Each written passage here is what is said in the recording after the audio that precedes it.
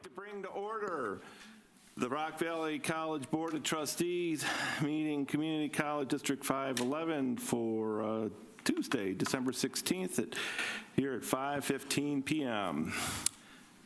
Can we have a roll call, please? Trojan. Here. Simpson. You can't. We can't add her yet until after we vote her in, so. Kudia. Here. Nelson. Solto. Goldsmith here. Blake. Gorski. Here. All right. Do we have a board member who wishes to attend by means other than physical presence? Do we? Yes. Kristen. Kristen would like to join by means of by phone, so let's have a roll call vote on that. Trojan. Yes. Simpson.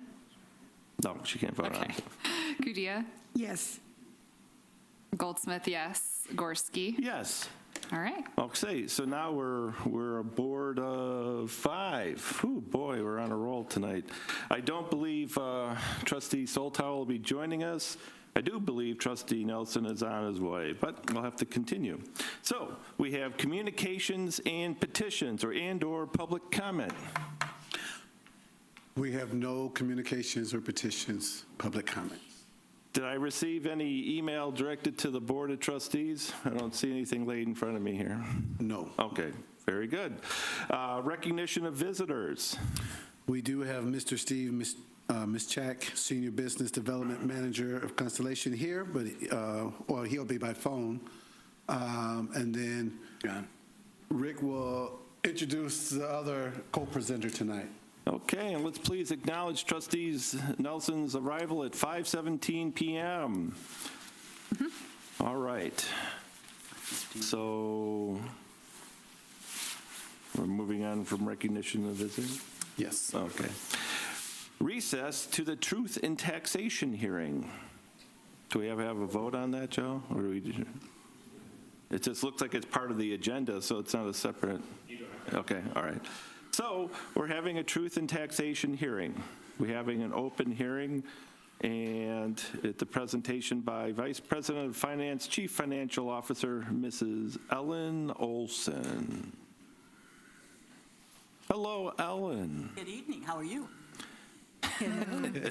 We'll find out.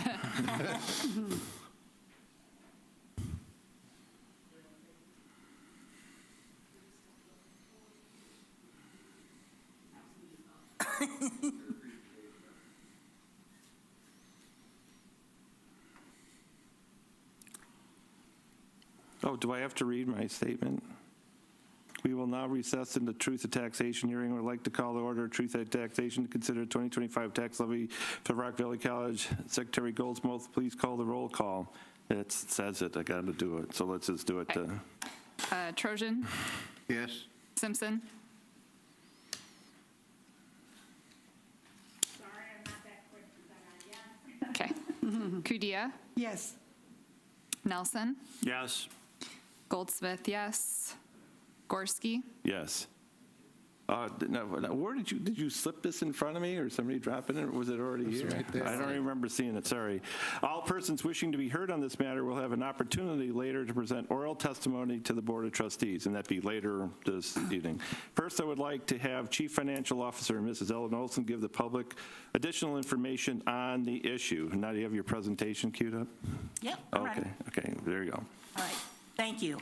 The tax levy is one of the 3 primary sources of funding for Rock Valley College, the other 2 being student tuition and fees and the state of Illinois.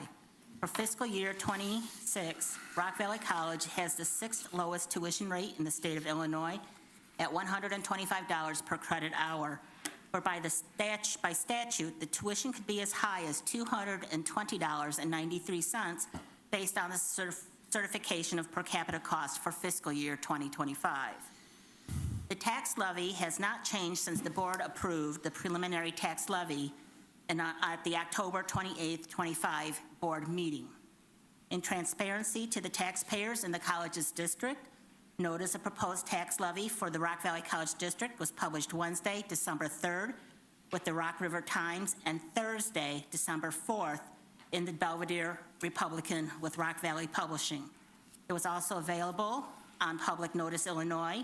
In addition, notice was posted on the doors of Building E and support services, as well as posted on the college's website. The levy request is based on an assumed 9.54% increase in EAV.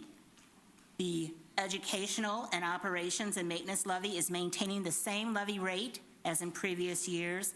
The college is asking for a levy of $22,245,069 for education and $3,868,708 for operations and maintenance. The tax levy request under tort is as follows. It is insurance and tort risk management for $1,510,000 and Social Security for $490,000. The tax levy request for the audit fund is $60,000, and the tax levy request for protection, health, and safety is $1.5 million. The total proposed and special purpose taxes levied for '25 is $29,673,777, which is an increase from the previous year of $2,694,923. The bond and interest levy request is for the bond and interest payment schedule, which has been submitted to the District 6 counties for $14,495,501. The overall tax rate is projected to decrease by .0088 from .4655 to .4567. The total levy amount is $44,169,278, an increase of $2,694,107 from levy year '24, or an increase of 6.5% in total. Are there any questions or comments? Questions from the trustees? I'm going to start. Gloria? Nope, not right now. Jenna? No. Bob? Have we had any public input? I have received no questions or comments. Thank you. John? Ellen, can you just summarize, essentially, are you saying that we're getting $3 million more this year than last year? Yes, we are going to get a total increase about $3 million, and it's all driven by EAV increases and not by our rate. Okay. And why, can you describe why we need to increase taxes by $3 million? I mean, just an overall picture without the... I'd like to correct your question. Sorry to interrupt, but we're not increasing taxes.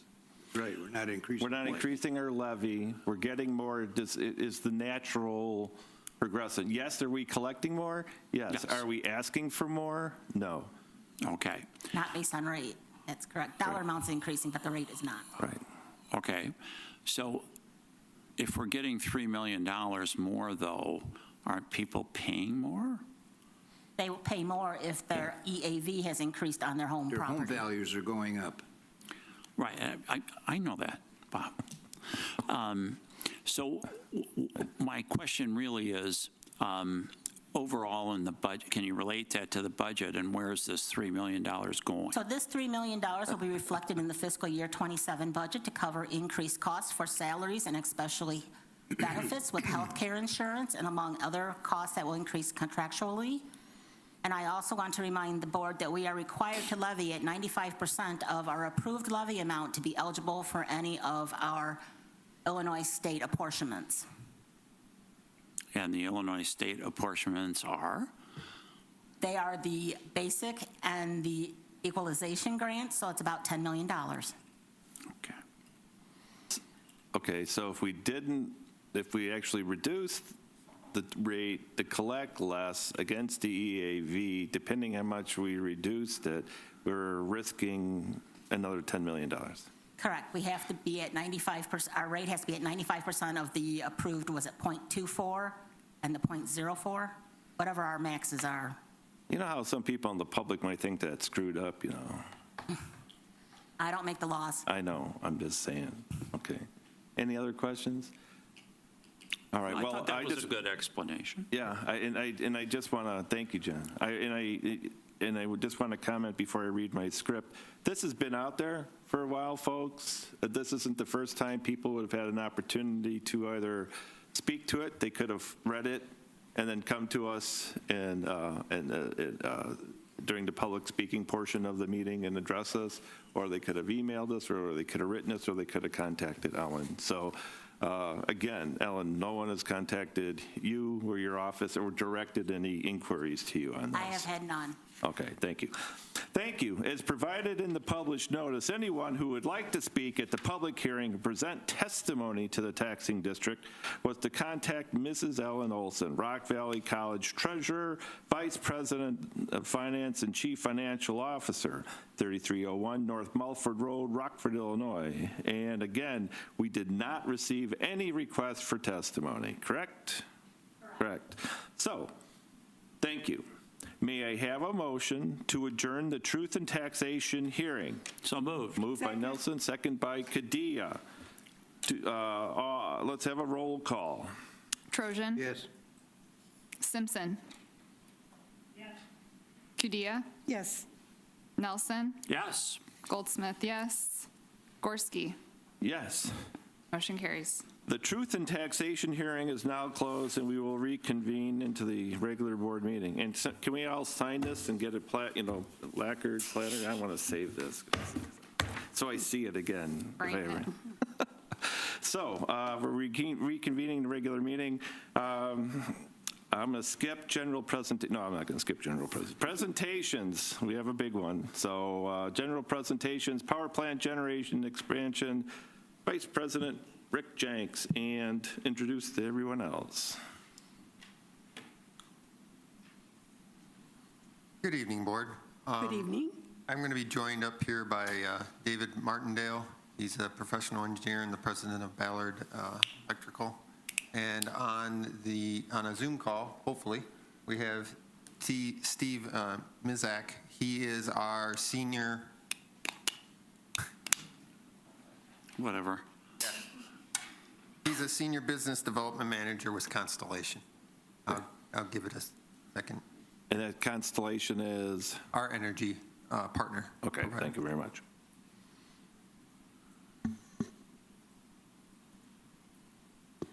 We good?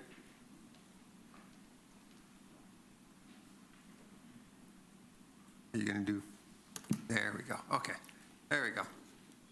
So I wanted to explain, give you an overview of what we're asking for and what we're going to be doing, and then I will turn it over to David for further explanation on the technical side of things. So currently, Rock Valley College, many of you in the board may not be aware, we do have 2 large natural gas Caterpillar generators on campus. They were installed in 1999. At the time that they were installed, they had enough power to power the entire campus. Now they don't. So we have a proposal to add an additional generator that'll add about 1,500 kilowatts to the college so that we would be able to run the entire campus if we experienced a power outage. About a couple months ago, I enlisted the services of Mr. Martindale, President of Ballard Engineering, to conduct a survey to evaluate the current system and determine how much an upgrade would cost versus potential savings. And we're going to give you those results here tonight. Real quick. Is the primary purpose to provide power to the campus, or is there a secondary or other purpose? The primary purpose is to save the college money by utilizing the power generation to both save us money in our energy costs and receive money back from the power energy company when there's high demands, and we can turn it on and run some peak hour times in order to get some money back. And Dave and Steve can explain it in better detail than I can. Yeah. I would just lead with that. Okay. Thanks. Trying to save money. So for those of you who don't know, the boiler house, the arrow points to where the actual building is located, for anybody who's not familiar enough with the campus to know that.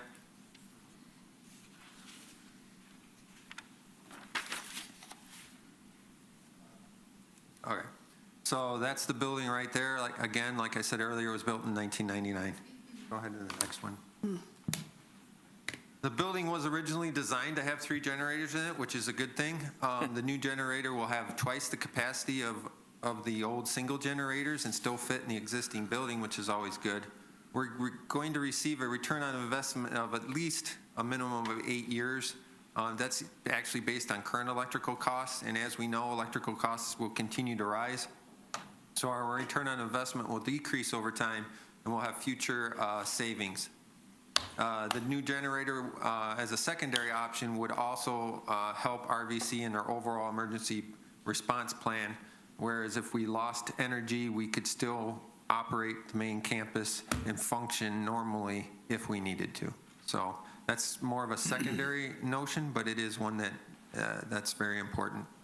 At this point, I'm going to call up Mr. Martindale, and he can explain some of the technical aspects of the project. Good evening, everybody. Good evening. So the task at hand was to utilize the existing engine room and control room without having to expand it because of aesthetics. And fortunately, as Rick said, there was a room inside the existing building to do that. On the right-hand side, you'll see the orange rectangle. That is where we plan on putting an additional Caterpillar with mounted radiator. To handle the amount of electricity, we have to upgrade the transformer and replace the controls in the existing gear. The transformer is in blue, and the switchgear is in green. That is the physical area we plan to work on. The red rectangle is an additional airflow into the building, and up on the roof, there will be an additional air intake into the building. Those are all good things because we did not want to afford trying to expand concrete structure in towards the parking lot. As you realize that building is roughly 75% to 80% subgrade, so it gets more and more expensive when you try to expand something like that. Next slide. So we're looking at a 12-month construction time frame after award of contract, budgeting for $3.5 million. And the projected savings comes from 4 different costs that are into your electric bill. And we don't run these generators all day long. We don't run them at night. We only run the generators when the price of power is above the cost to generate. And we also would run the generators when the grid has a heavy burden. It happens that both of these events happen mostly at the same time, second, third, fourth hot day in a row, once in a while on a severely cold day. So we don't plan on running the generator for more than 200 hours a year. That's the way the existing generators have been run for the past almost 18 years. So we're increasing the capacity of the existing programs in the rate structures that we're under as part of the college, and bringing the capacity of the system up so that if there's a major outage, long-term outage or short-term outage, the system can handle the entire campus. So we have the numbers broken down there of each type of savings, and I'm sure Steve Mishak will come back to that. We're looking at over $400,000 of savings per year with a simple payback. So what's on the next slide? Okay. So the next person who's going to talk, if you can go back to the previous slide, is Steve, and he's going to explain a little bit about these savings that we're going to get based off of the fee structure. Steve, are you there? Yes, good evening. I hope everybody can hear me okay. Thank you for inviting me. As David had mentioned and Rick has mentioned, the certain supply cost to serve Rock Valley College has increased and will continue to increase, mostly due to an increase in demand in this market, in this area, in the ComEd footprint, if you will, due to load growth from data centers and so on and so forth. So there are certain opportunities and benefits for expanding the generator to basically to cover all of Rock Valley College's load, to be able to avoid this increase in capacity and transmission costs, as well as take advantage of certain programs that participated to keep the integrity of the grid. So these are conservative estimates on an annualized basis, but together makes up that $474,000 that goes into the return on investment. So what we're basically asking is we would like to spend the $3.5 million to have a return on investment of approximately 7.5 years.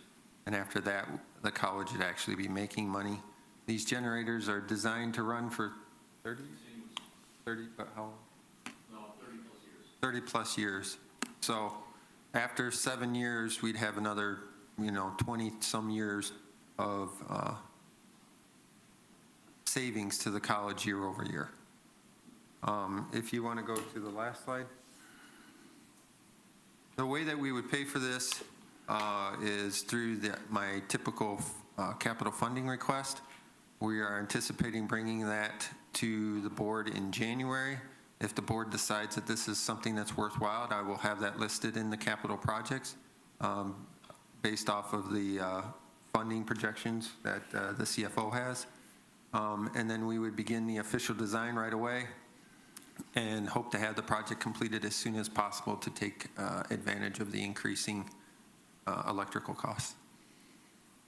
Are there any questions? Well, just one. You do know it looks suspicious that we were just told that we're going to get $3 million more in taxes, and now you're asking for $3 million. Suspicious people would be, kind of like, you planned this all along. So. Yeah. I'm going to start down with John and move this way. John, you got a question? I do. I heard this right, that the generators work 200 hours per year, right? Mm-hmm. Yes, sir. And that's, $3 million to me is a lot to spend for operation that low per year. It's 12 into 100. It's not very many days per year. So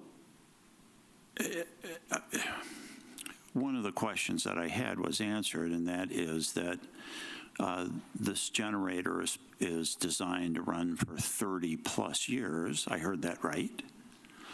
So that, if I apply that to the two generators we have, they are then past their usefulness, or we're on borrowed time on those? No, not at all.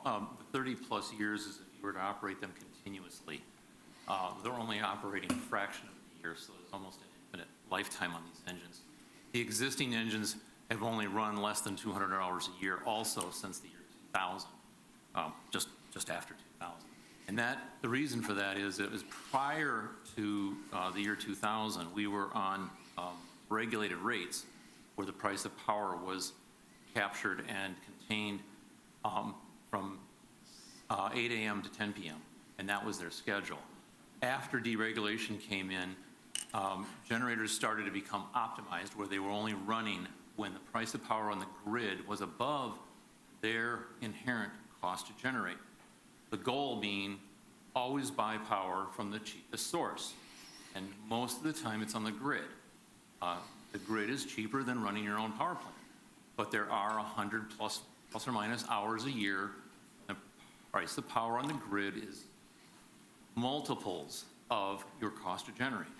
That's how we've been running for the past 18 19 years now. So we use the generators very little, but it has extremely high value. That's what we were reflecting in our slide regarding the finances. Well, I understand that for the generators we have, but I'm not necessarily sold on the idea of spending $3 million for a brand-new sleek generator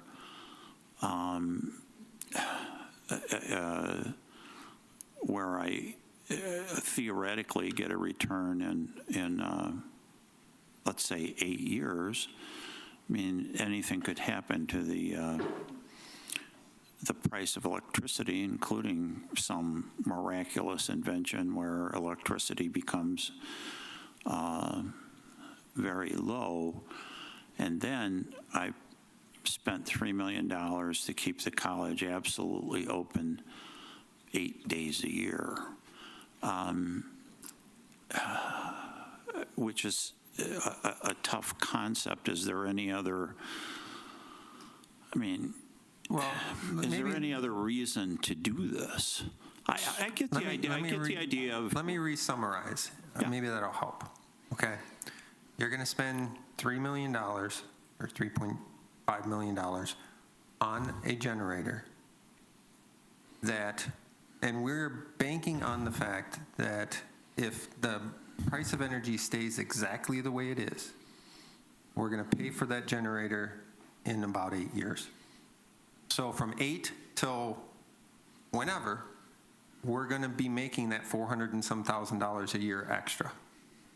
And that is only if the price of energy stays the way it is. The price of energy is going to go up.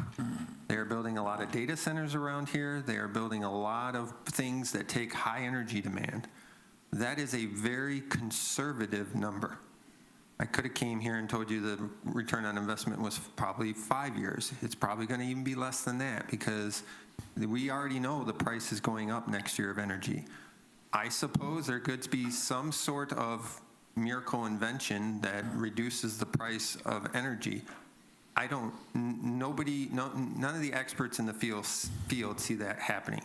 They see the price going up, particularly in our area because we're bringing in so many data centers.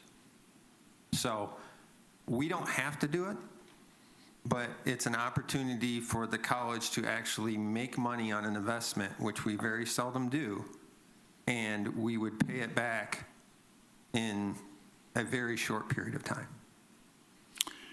And what would be the administration's idea of what account we would pay that back to? Or are we going to leave it up in the air? Or So the payback or the reduction in cost is just a general fund situation. So it would be in the general fund situation, and Ellen would do with it as she does. that's reassuring. Well, We're I don't do currently running financing. it under that operation right now, John. We're currently doing that. It's already there, so. It's not Yes, new, we're just but if it's- expanding it. If it's not a good idea, then why chase good money after with bad or bad Well, I'm going money to after trash good? that thought, but I'm going to give Bob his chance and Jenna and Gloria. So go ahead, Bob. So I can understand the pricing situation, but we're looking at doubling the capacity. And I'm thinking, are we doubling the demand on the campus? Aside from the pricing. You've already doubled the demand. Yeah, the campus demand from 1999 till now has doubled. So if we put this third generator in, we will just now be above the demand amount. So when we put the generators in 1999, they could generate enough power to power the entire campus. They can generate less than 50% or about 50% of the power needs we have right now because we have added the JCSM, we have added HSC, we have added the addition to CL1, SSB, we've added SSB.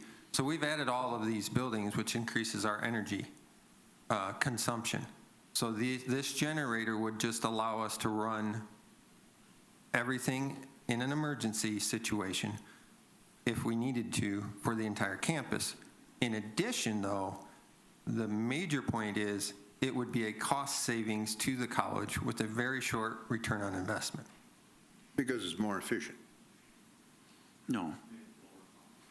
Because it would be, because it's not because it'd be more efficient. It would be because we could generate more power when it's needed, when ComEd needs power. So on those really hot days that David was explaining, and ComEd calls, I think they used to call them peakers. Demand response, or peakers. When the energy costs are way high, ComEd will actually pay us a substantial amount of money to generate our own power.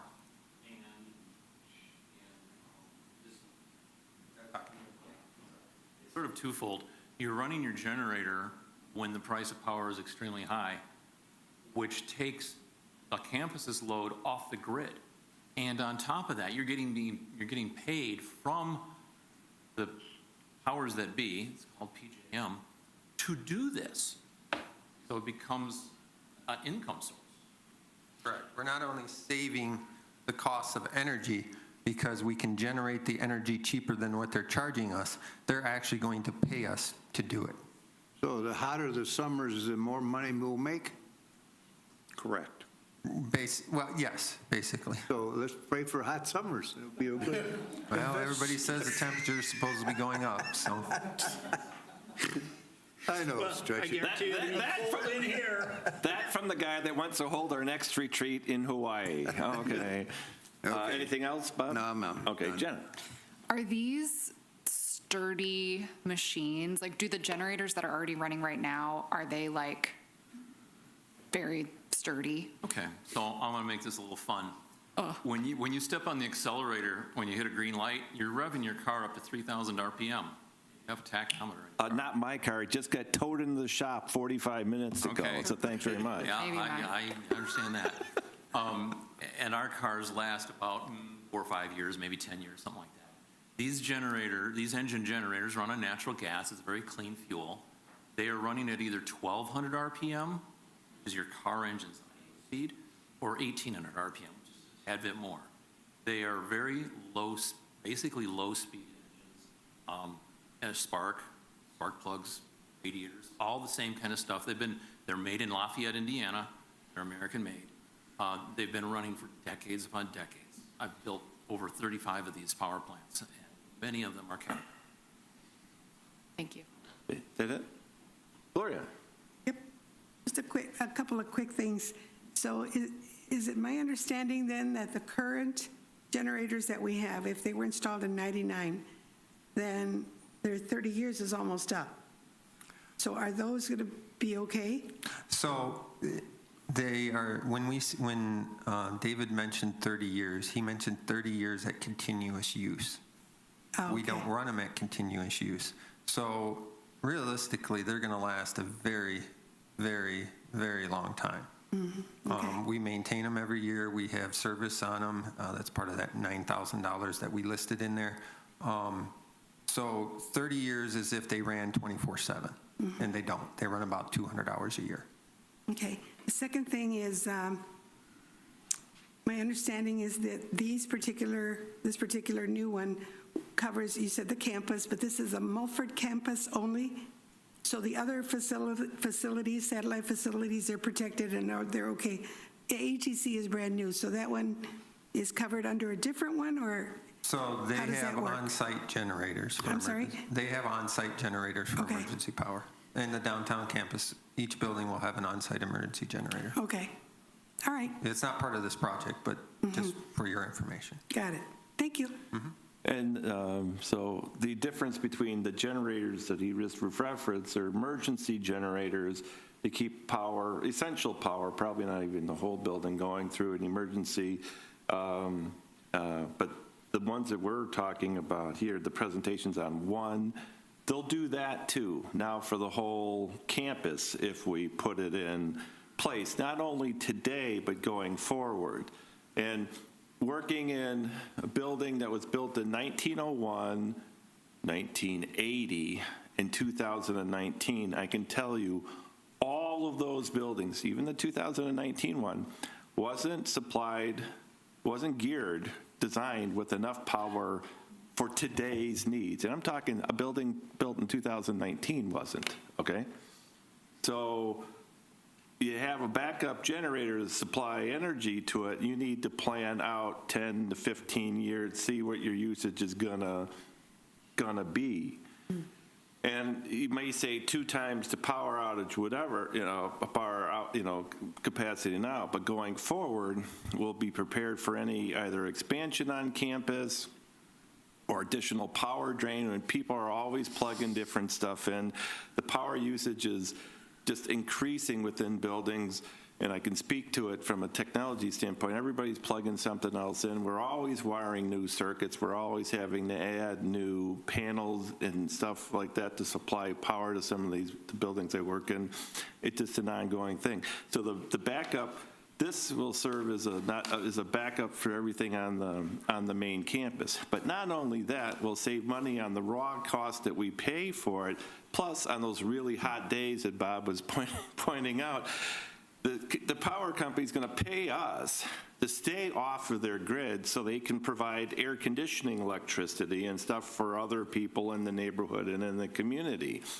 And I can tell you, for $3.5 million, it sounds like a lot of money, but that's for the entire campus with a return on investment in 8 years. It's great, so there you go.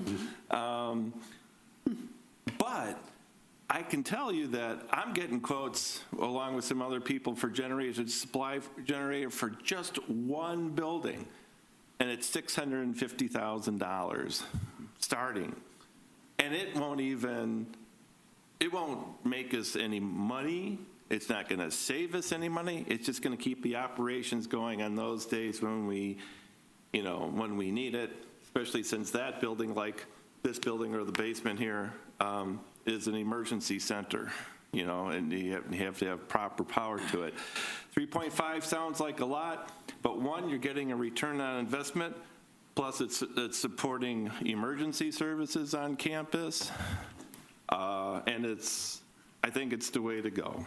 I mean, I wish I had a board that would okay the generator that I'm asking for, but I don't think that's going to happen. Sorry if anybody's watching in Dixon,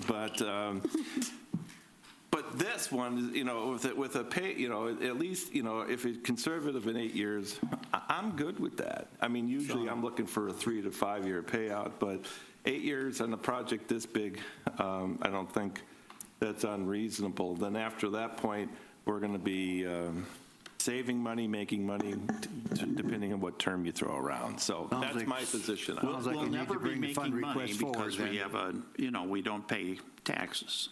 We'll never be making it. We'll just be paying less for electricity. Well, we'll be able to stick those resources we're not paying for electricity into programs.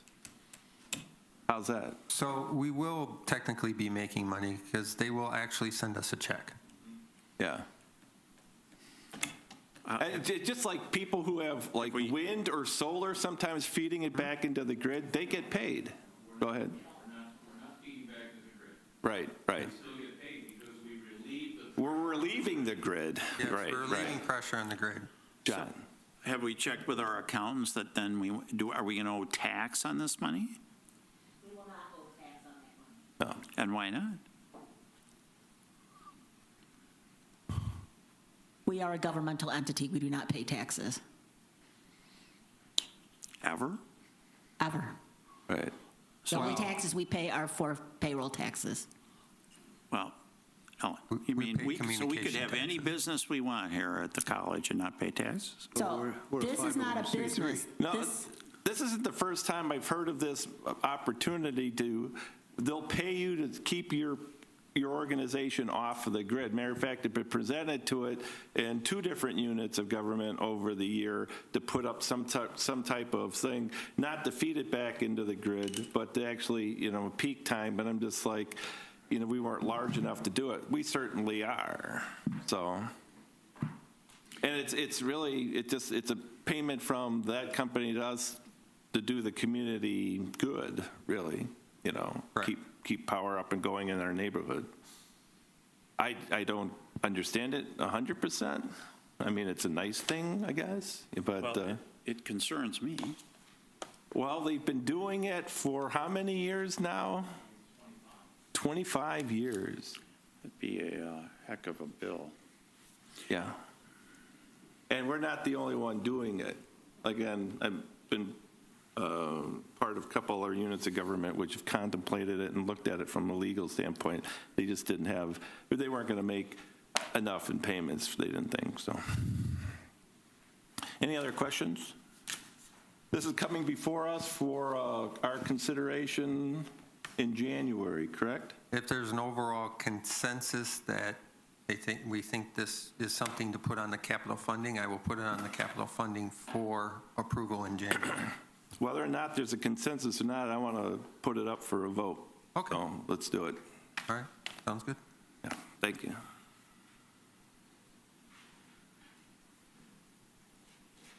Anything else in that presentation? Again, I don't know if you have a consensus or not right now, but I'm hoping by that time you would. And I just want to hold the board accountable for an opportunity that could save the college money down the road, so. Question. Do we have the capital funds already in hand? We don't have to borrow money, do we?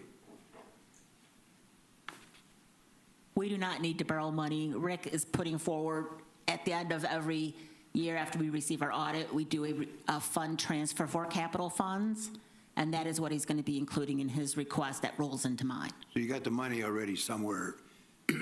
We have the funds already available.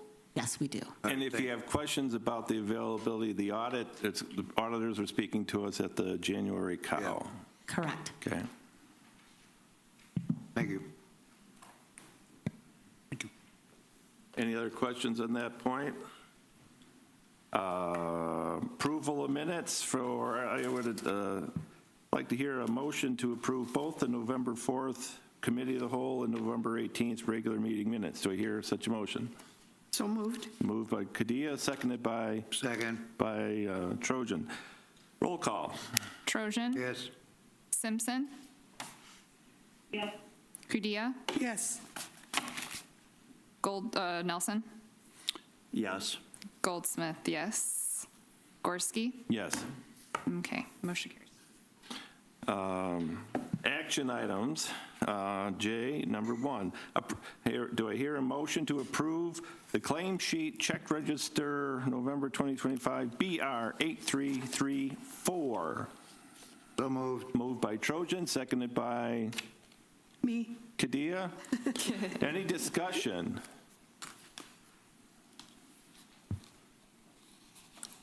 Okay, hearing no discussion, no questions. Let's have a roll call on the vote. Trojan? Yes. Simpson? Kudia? Yes. Nelson? Yes. Goldsmith, yes. Gorski? Yes. Approved. Okay, I'd like to get a motion on a purchase report A, FY 2026 amendments BR 8335-A. Motion? No changes from the Cal meeting? Well, before we discuss it, we have to have a motion and a second. So moved. Motion by Trojan, Second. seconded by Kadia. Okay, discussion. Any changes from the Cal meeting? No changes to purchase report A. Yeah. Any other questions on the purchase report? 1, 2, 3. Hearing none. Roll call then.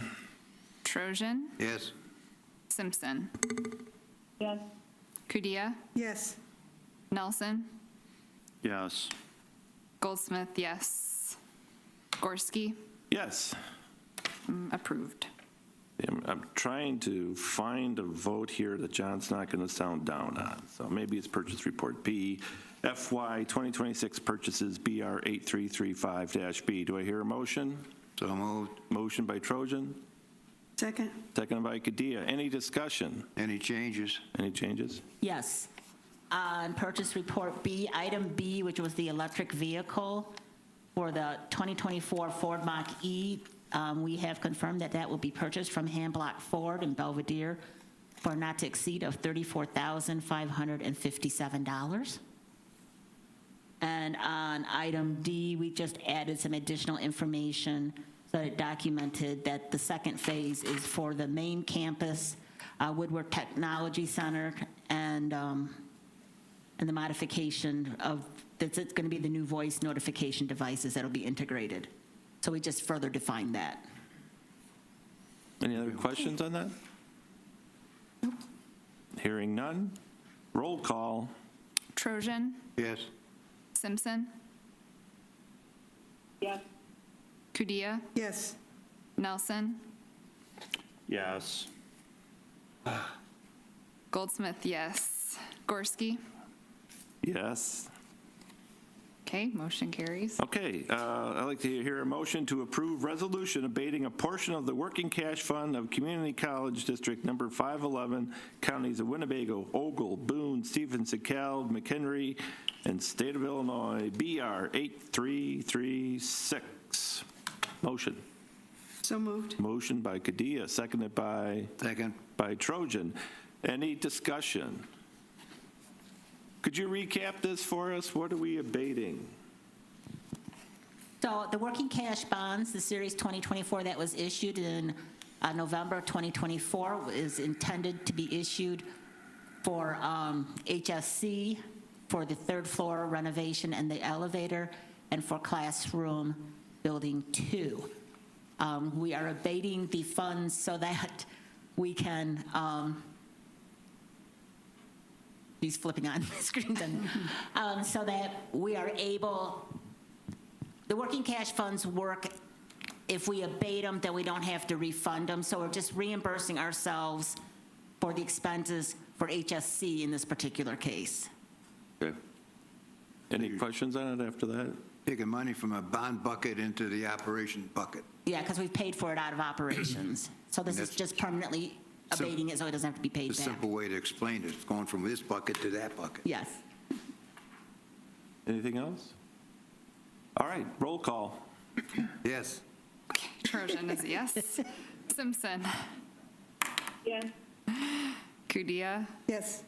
Nelson, Yes. Goldsmith, who am I?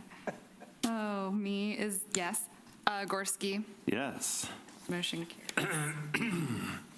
Motion to approve John's travel expenses for his roadshow act? No. No, I okay. object. Oh, what's it on the agenda, sir? Approve fiscal year 2026 estimated revenues by source, BR 8337. Motion by Trojan, seconded by Me. Kadia. Me. Any discussion? Do we have to do this every year?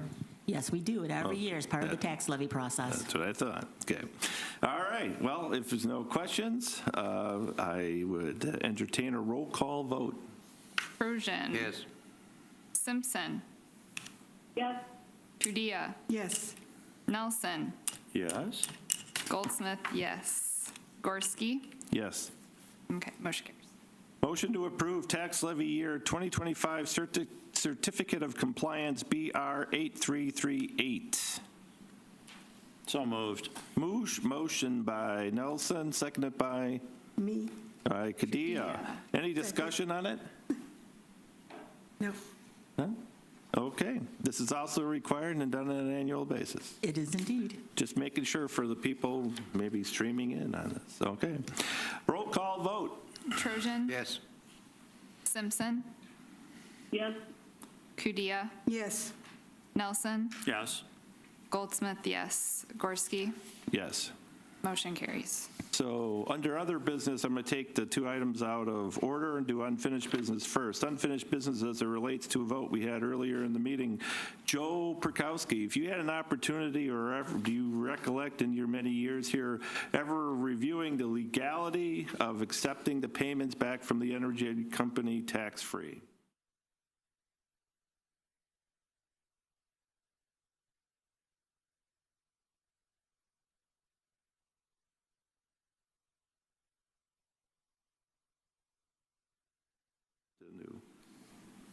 Okay, we had, President Spearman and I were chatting, and the topic came up at our retreat is going to be held Saturday January 31st, and it's an open meeting, technically, but the question came up whether or not will we be streaming this meeting as we do our other open meetings. My inclination is yes, because it's simply another open meeting, but is there a general consensus on whether or not we want to stream? It's still open to the public, they can still attend, but do we want to stream it? Why not? Any objections to streaming it? Would that include the, what do you call The it? team building icebreaker, session? yeah. Yeah. I see no, because the retreat is for the board, and I understand it has to be public, I don't feel there's a need to stream it. And I think it might inhibit, as Gloria has alluded to, the team building and chance for the board to get to know each other and in a more kind of semi-social setting. Well, the general consensus appears to be that it's still an open meeting, and we invite the public, if they want to, sit through 4 hours of us chatting. They may, but we will not be streaming it then. All right? Okay. All right. Any other unfinished business? Just a reminder of the legislative breakfast tomorrow. If you've signed up for it already, just a reminder that it's tomorrow morning. Yes. And that's at HSC lobby. Okay. New business? No new business. Well, new business, I'd just like to mention, it's not really new, it'll be on the agenda eventually, but January is going to be a busy month. The cow is going to be busy, general meeting will probably be busy, and then the February cow will probably be slow because everybody's on, not vacation, but they're on a trip, but we'll still have it. But I expect the January cow to be busy. We have a couple, at least 2 presentations, if not more, coming up, and maybe a substantial closed session. So just giving you a heads up. And one of the presentations may be, and we'll find out, from our architect speaking to us about their involvement in the project and some costs that they want to bring to our attention. So, Rick and Matt are going to invite DKA to that. Oh, okay. So thanks very much. And I don't have any other new business. So let's go up to updates and reports. The president's update.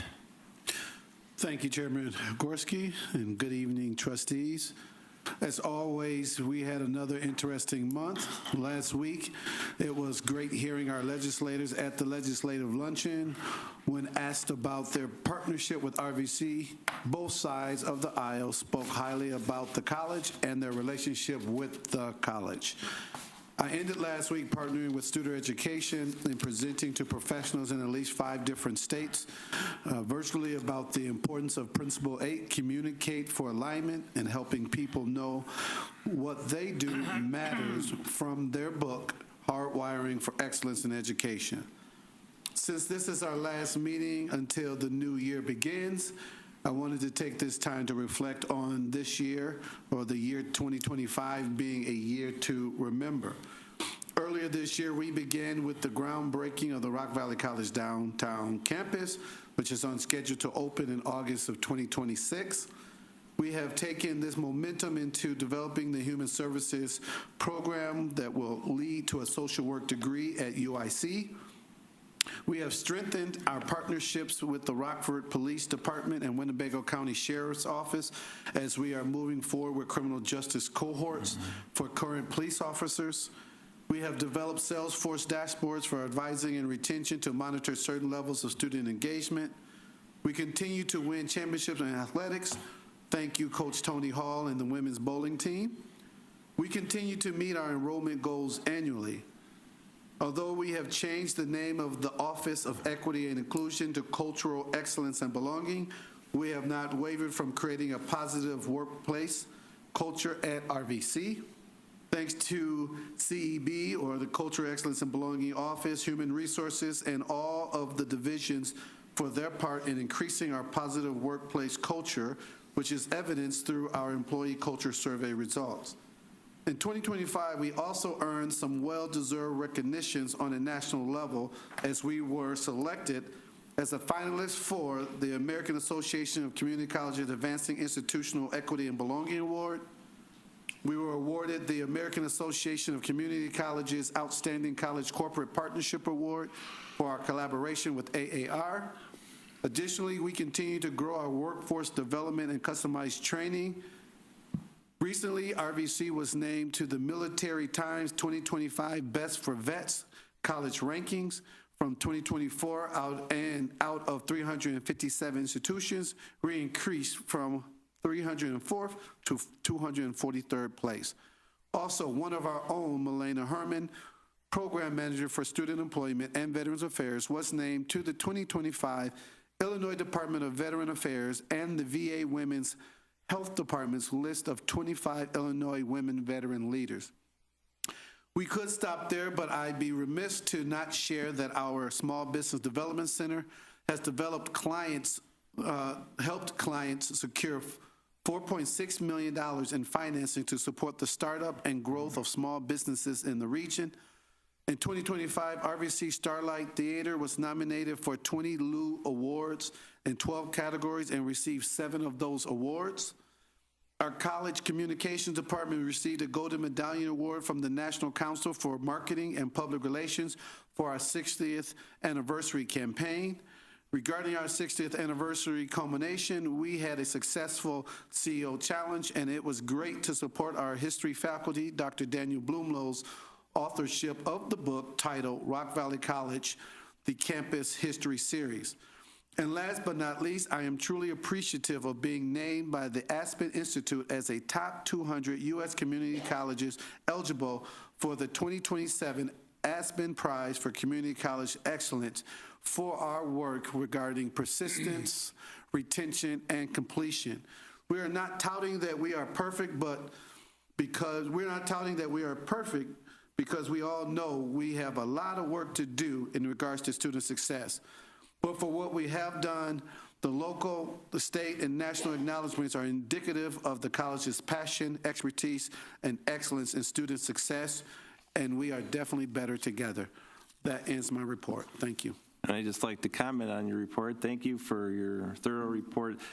President Spearman tends to give updates that include updates on what would be board established or agreed upon goals with President Spearman on a regular basis in his monthly updates.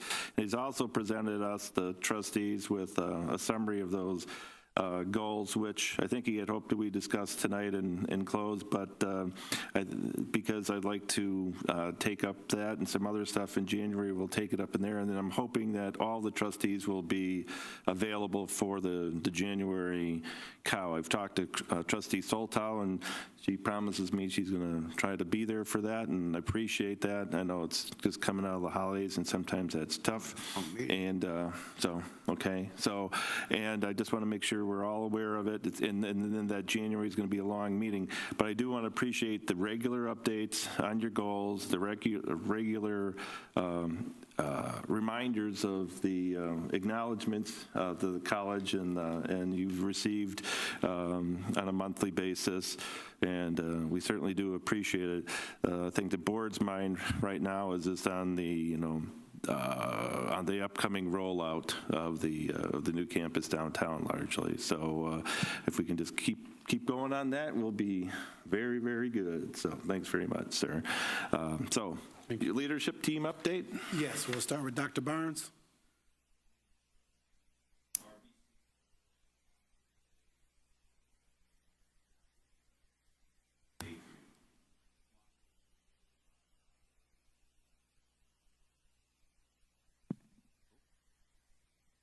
Kwanzaa was created by Dr. Malana Karinga in 1960.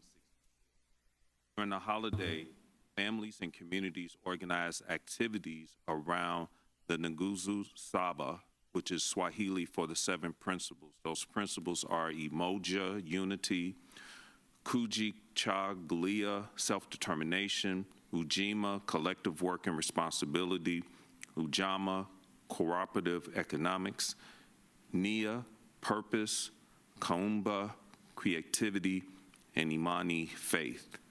Participants also partake in a celebratory feast, the Karamu, music, dance, poetry, and storytelling, and they conclude the holiday with a day dedicated to reflection and commitment to the 7 principles and the other central cultural values.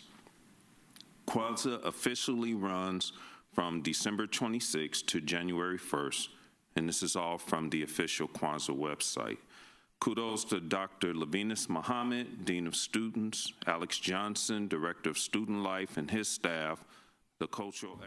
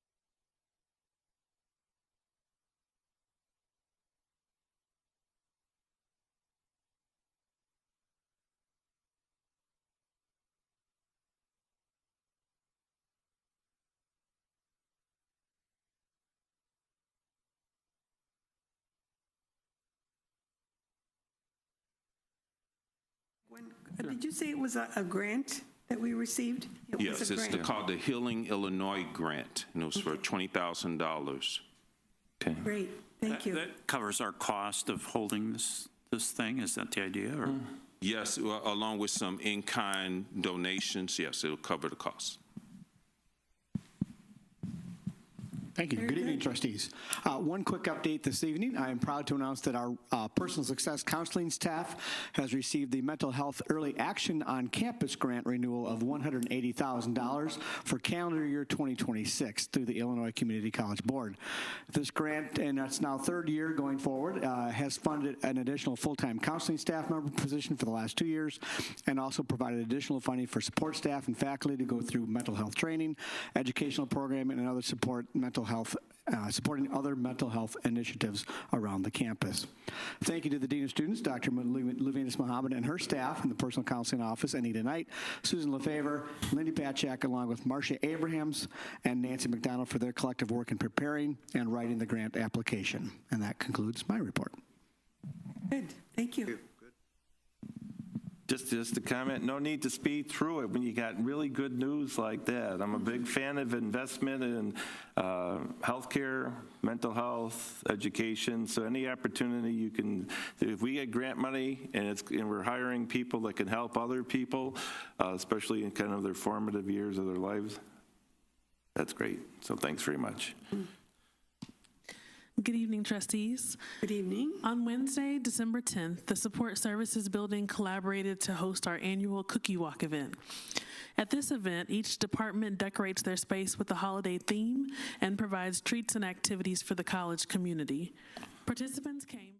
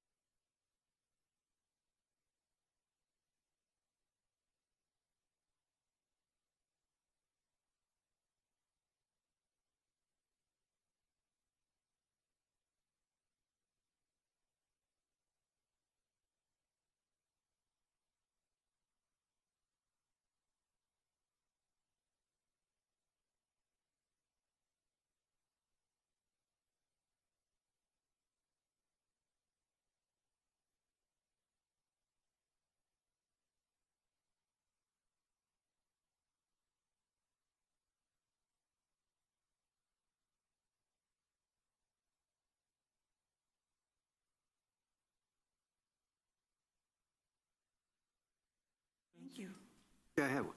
Did I understand that previously the active military were not allowed into open meetings?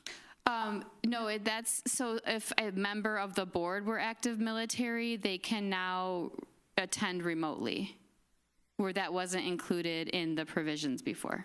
So an active military person could attend a board meeting remotely, whereas before they couldn't? So how we have people call in for various reasons, Yeah. now that's included in one of those reasons. This is board members Yes, that are correct. Board on active members. I'm guessing there was probably the result of litigation, because there's nothing in the statute now that would prevent them from doing it, but I'm pretty sure somebody probably challenged it, and it probably went through the courts and this came through. There's nothing in there that says we could allow anybody that calls any board member to call in from wherever they're at. I'm guessing it's a result of a lawsuit. I'm glad they're calling it out. But the difference is, when it comes to active duty, would the board still have to vote them in and for a fiscal quorum? It would be the same process that you would do. But then nothing changed. Yeah, nothing's changed. Simpson. There are specified reasons. It did not include military service. So if a trustee is absent because of service, they can now participate remotely based on that basis. Okay. Yeah. If they're doing other public service, they weren't allowed to do other public service because of that remotely. Okay. Like, again, there's a few things tonight, if the public was actually listening, to be scratching their heads going, "God, this is really kind of goofy stuff," but I'm glad they made the change. Any other questions or comments on that? All right, thank you very much. So I just want to remind you, as Mr. Gorski has already reminded you, that at the January Committee of the Whole meeting, we'll have a presentation by our auditors for our fiscal year 25 financial report. So watch your emails for additional information. Trustee Nelson. Will they have written materials for us? They will be available at the meeting. Okay. We'll have to get them printed. Anything else, Gloria? Any question? Okay. Thank you. Anything else? Oh, have a Merry Christmas and a Happy New Year. Thank you. Yes. Good evening, trustees. Okay. Two of our strategic pillars are exceptional education and exceptional training. Aligned with these two pillars, we had several completion ceremonies in the past week or so. 10 students completed the CNC program. 8 students completed the collision repair program.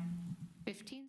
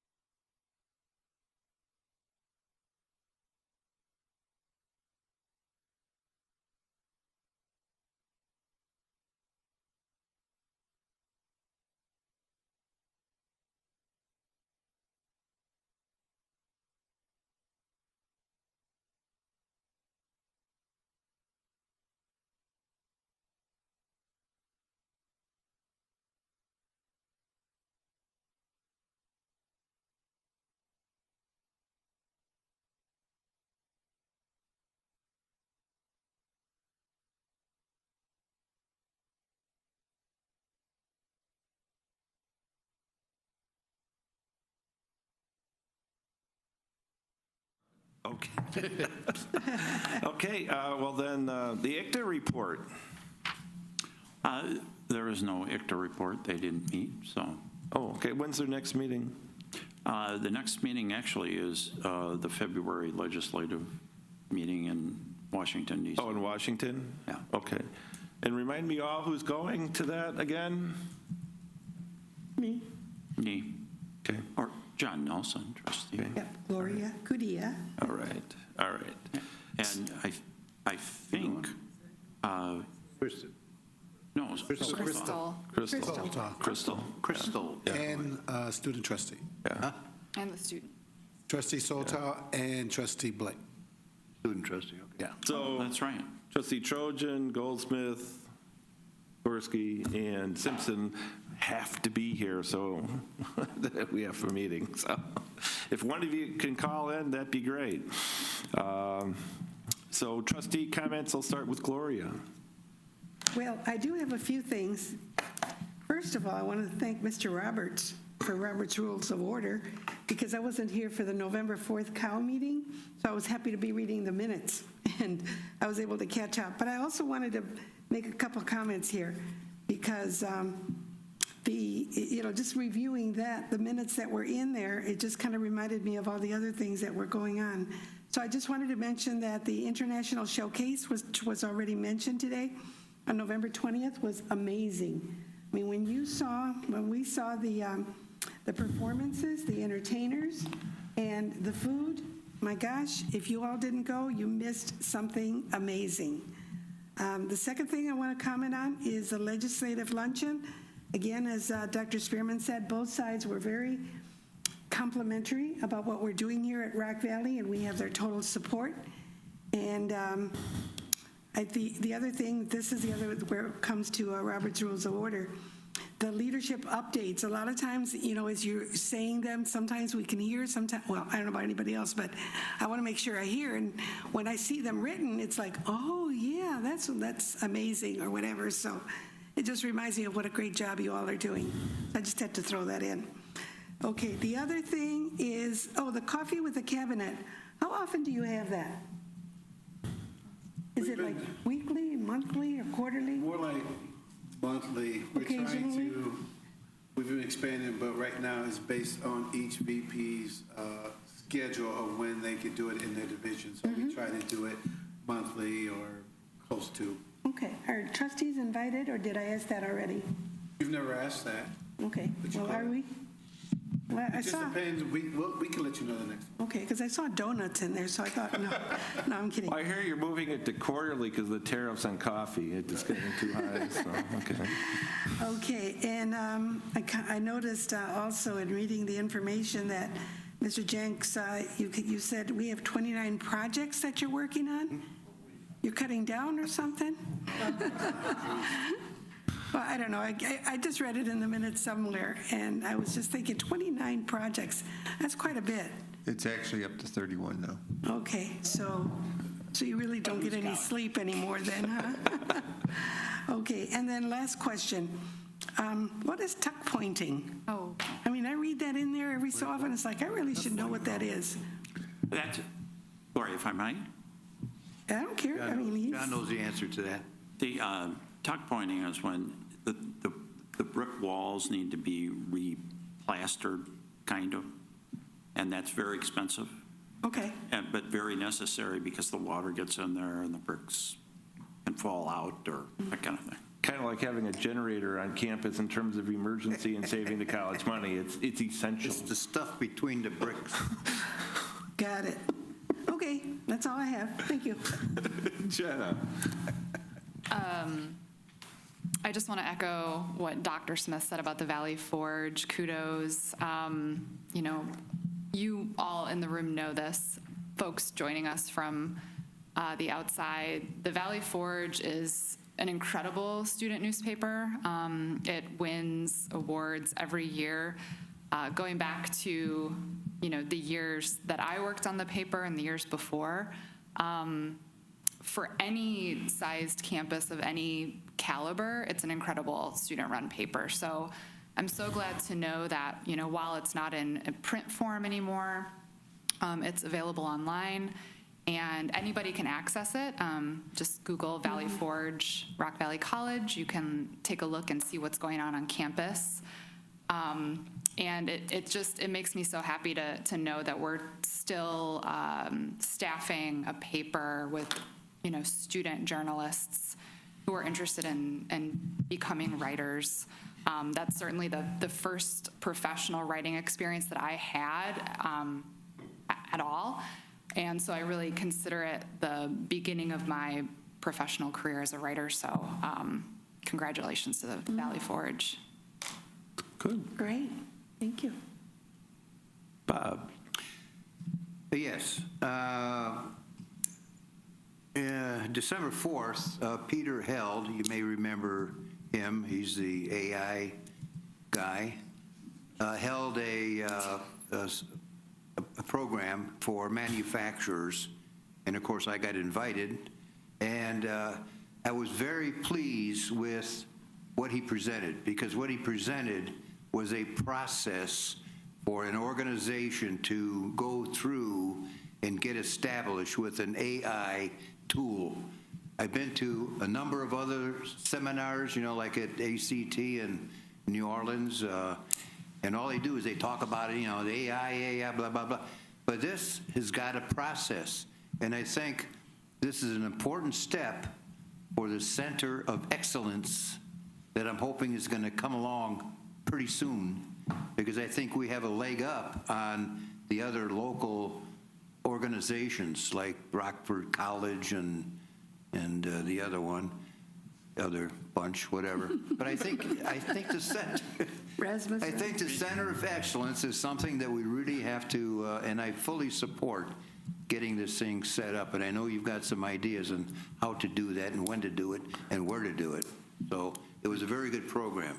Well, and I'd like to point out that I did a research, and it was by accident, and I forget what search engine it was, but the AI results reported that the current president of the college was Douglas Jensen. So that's really old data, and it's wrong, and it's insulting to the college. So I don't trust AI a lick. So there you go. Well, it's here, so we have to deal with it. The other thing is with regard to tomorrow at breakfast, I assume we have some kind of priorities as to what we're going to ask our legislatures to do for us? Or great question, Bob. How is that going to proceed? Well, two things. One, regarding going back to the AI piece. Yeah. We did submit the FIPSI grant, and so thank you for the fund for improvement post-secondary education grant. So thank you for your support on that. We submitted that. I think we find out in January whether or not we received that grant. And so that was great. Now, regarding tomorrow, we will be addressing the areas where our legislators have really assisted us with, and they have provided us with funding and things of that nature. We want to give them an update in that space and tell them thank you for being champions of RVC. The areas that we're really asking them to focus, Bob, I listened to you regarding the ensure continued state funding despite state budget deficits, continued support for workforce development, areas that we want them to continue to support. We also want them to support tuition support for first responders regarding our fire science training center in Loves Park, criminal justice program at the downtown West Campus, and we want them to support the community college baccalaureate degrees as well. And at this point, I don't see any of them saying no to any of those areas, but we'll see what the funding looks like in the future. And my last point is I want to wish everybody a Merry Christmas and a Happy New Year, and thank you for all the hard work that you all have put into making this year another successful Rock Valley College year. Thank you. Thank you. Trustee Nelson. Well, that was hard to follow, Bob, but I'll do my best. I had the recent experience of my wife getting a knee replacement. She found out her insurance would pay for a night over in the hospital, and she took it. And I have to say this was at UW Swedes, and she received excellent care. But the point is, I asked her caretakers about Rock Valley College, and almost all of them were graduates. I was very happy about that. I did run into a situation that really I've been running into a fair amount out in public, and that's not anything polled or quantifiable, but one of the women I ran into has climbed the mountain, and I think she's enrolled for the spring semester. And her issue was transferring credits from community college, I believe, in San Diego.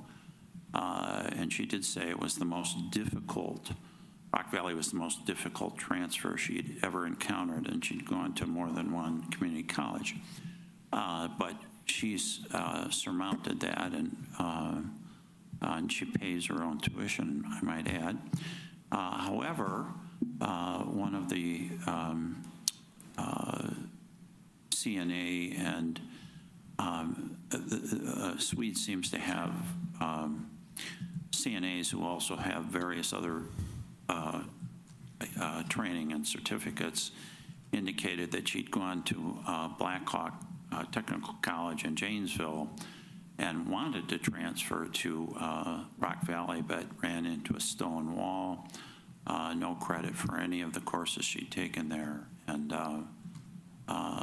she said that she would have enrolled in the spring semester, but decided that the barriers were too high and that she would go back to Blackhawk and slide through the snow all the way up there and back.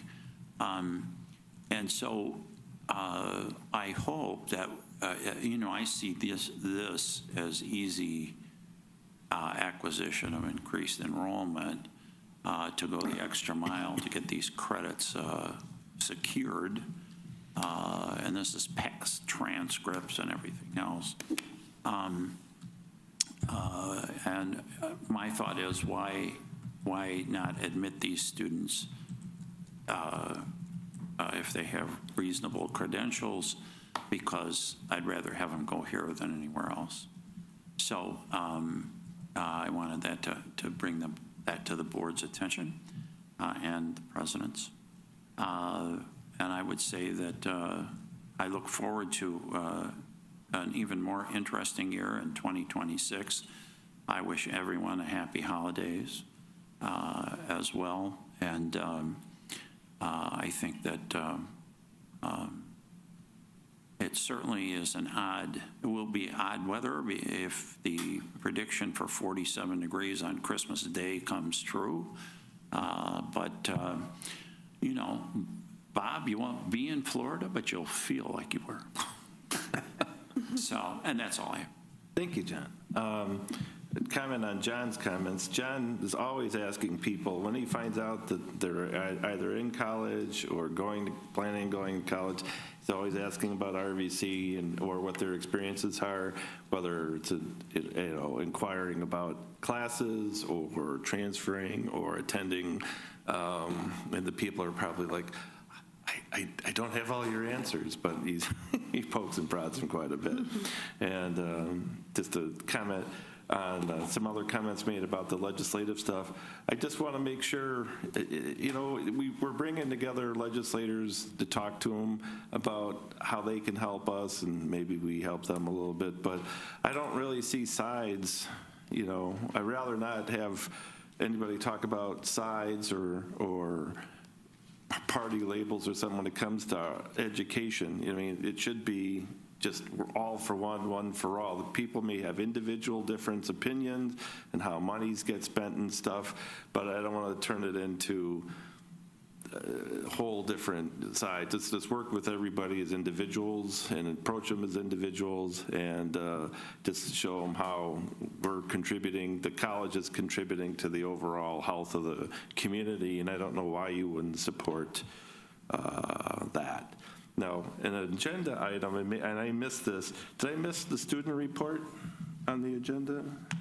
He did not. Yeah. Okay. You can call in.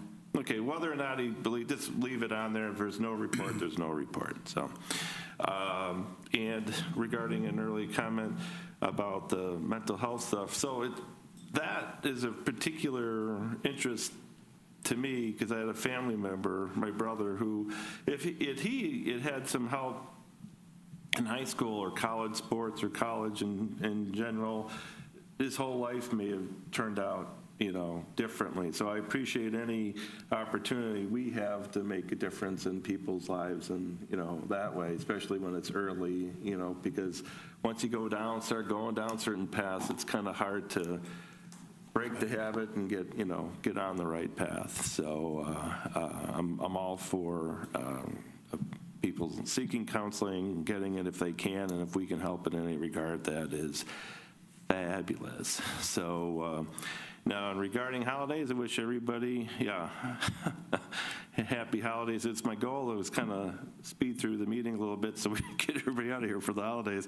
But whether it goes back to October with Diwali or Thanksgiving or Hanukkah or Kwanzaa or Christmas or New Year's or whatever holidays that I've missed, I wish everybody, I hope they've enjoyed it. My choice for all my years in work would be to take off from all of October, November, and December of meetings, because there's always, everybody wants to have a meeting on a day that we want to have a holiday party of some sort. So I know that's not going to happen here, but that's my holiday wish. In October, November, December, without any meetings. So, and I don't even think that'll happen in retirement. So, but that's my report for this month. So, thank you very much, and I wish you a great end of the year and some time off. So, RVC Foundation Liaison Report. Yes, their board meeting was this afternoon, this lunchtime. We had a nice lunch, thank you. Number one is they had their audit report by Sikich, and it was clean, nothing unusual. Everything they were supposed to do, they did. So it's a clean report, very good. But there was quite a bit of discussion about adding a person for fund development. And, they have 190 individual scholarship names. But in the last year, 40 new ones have been added. So what's happening at the foundation is that the number of the named scholarships has grown, and the money has grown, because now for 2026, they're going to have $900,000 available. Last year, they gave out 700 and whatever, a little over 700,000 that they awarded, but this coming year, it's going to be $900,000. The downtown campus had a $2.5 million goal. They have secured $2.7 million, and there's more to come. So what's happening is we are getting more money, more scholarships, more requirement for people to manage it all. So there was, like I said, a lot of discussion at their board meeting. They are going to present a proposal in January. We've asked Brittany to come in once again and present the story. And I intimated that, as far as I'm concerned, I think our board will approve it. Not that I don't think technically approve a person, but she's going to come in with a request that I think we should support. The CEO Challenge, for those of you who want to get into something physical, will be April 30th. And again, the goal is going to be $100,000 to be raised. And last year it was 70-some thousand that was raised, and a number of new scholarships were identified from those funds. So you can see they're growing it. And so anyway, I think that's pretty exciting, and that's my report. Thank you, Bob. And I spoke with President Spearman briefly about the foundation issue. Now, we will have to make a modification to an agreement then? Is that the thinking? Yes, because we already, as a board, you've already agreed to $150,000 worth of support for 2 years, and then they usually come back. So Brittany will provide a proposal with a dollar amount that will support the position, and you guys would then make that vote on that modification. And I would ask that presentation be made, if possible, at the January regular meeting, and if we feel appropriate, vote on it at the February regular meeting. Just because at the cow, it'll be busy, and we already know our January cow is going to be busy, if that's all right with everybody. I just want as many people here to hear the presentation as possible, so, because I don't think you'll have any issue. It got a consensus on adding another foundation staff person to help raise more money? I think at the January cow, if we can at least give them a consensus agreement amongst us to do so, then at least they can proceed with. Well, I'm trying to give us a consensus now so they can do a presentation at the regular meeting. Go look for somebody. John? Well, I personally, I'd like to see a presentation. A presentation with a numbers budget. I know that it wasn't that long ago, at least if I recall correctly. I think we somehow either gave consensus or endorsed, a 4% charge on normal gifts and 6%. 6%. New endowments. 6 but 4 if it was a large one or something. And I think some are probably negotiable if they're big enough. But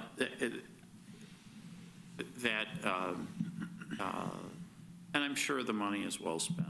I'm not, and I've been, since I got on the board and even campaigning before I was elected, I have said that, and I say this at the ICCTA meetings, that you got to work on the foundation and raise money. I think probably the College of DuPage leads the pack. They're at $60 million in their foundation.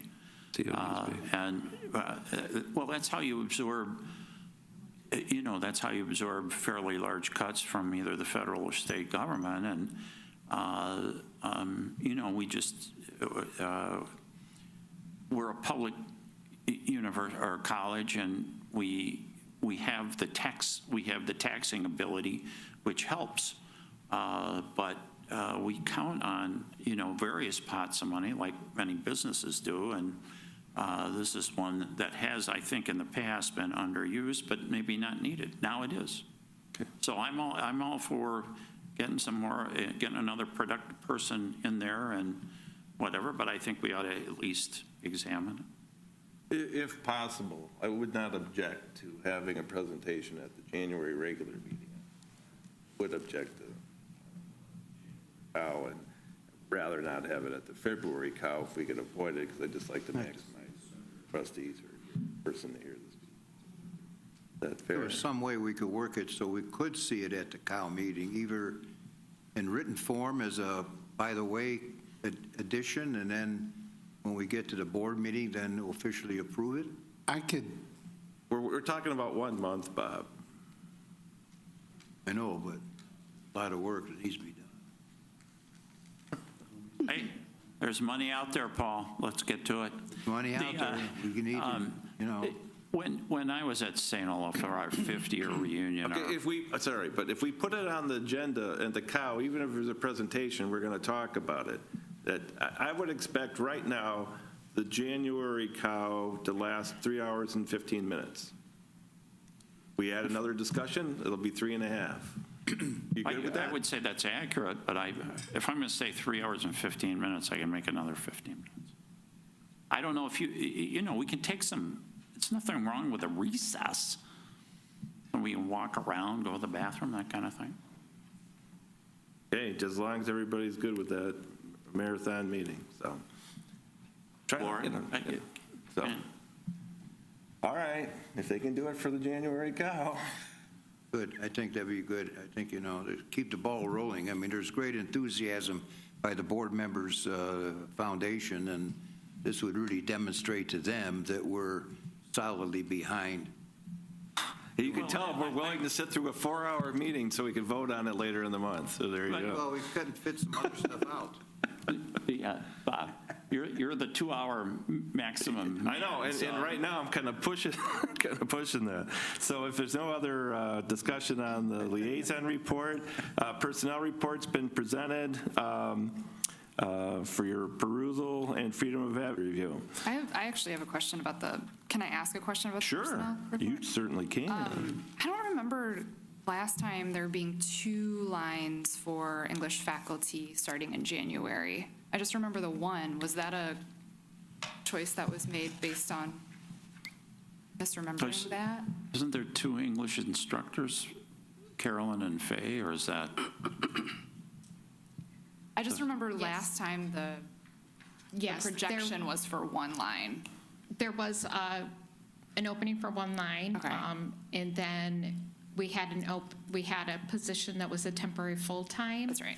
That was open, and based on a review of all the historical data, we determined we needed to. Okay. And so instead of starting with a temporary full-time and then moving it to permanent, we just decided to make it at this time. Got it. Thank you.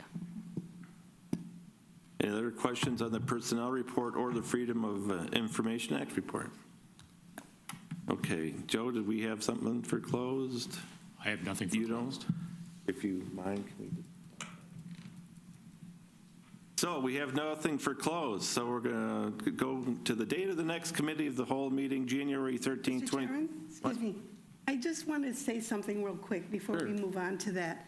And I want to go back to your comments, because I also wrote down about the 2 sides, both sides supporting us. And I agree with you to a certain point. But the way I saw that, and that's why I had it in my notes, is because considering the political climate statewide and nationally, I saw that as the 2 sides coming together and agreeing on something that we're doing in the education field. I really saw it as our Rock Valley College being a bridge of bringing people together to agree on something. So that was where I was coming from. So it was, and I was going to say that he stole my thunder, but that's really how I saw it. I saw it as a positive. And yes, we don't want to talk about parties or anything, even though it pops up once in a while, but I just want to make my point. And I know Thank you. certain trustees bring it up regularly, and I'd rather they not. I agree. So thank you for framing it in terms of it as a success for us, okay? Thank That's you. how I see it. Appreciate it, thank you. And I just, people ask me, well, what's it like being a trustee? And it's just like, well, it's education, and we try to focus on the policy and the fiduciary and stay away from other stuff, and try to stay away from politics and just ask people and just turn it into a discussion of what's good for the public and the community and our larger part of the district, and try to take some of the national stuff out of it. Sometimes you have to worry about it because of funding streams and the like, but still, just try to be as neutral as we can. So if there's nothing, we have nothing for closed. So date of the next committee of the whole meeting is January 13th, 2026, 5:15 p.m. Meeting will be held in the PER, room 0214, located Educational Resource Center.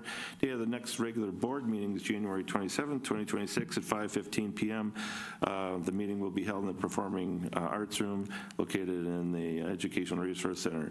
Anybody recording the committee of the whole meeting in January, I expect you to get a very large flash drive. And I'd also like to remind people it's open. It's not really a meeting. We're not voting on anything, but there is that legislative lunch and breakfast tomorrow for those people who are participating. So just want to make sure we're open and transparent about it. Do I hear a motion to adjourn? So move. Second. Motion by Nelson, seconded by our nonpartisan Kadia. Roll call. Trojan? Yes. Simpson? Yes. Kudia? Yes. Nelson? Yes.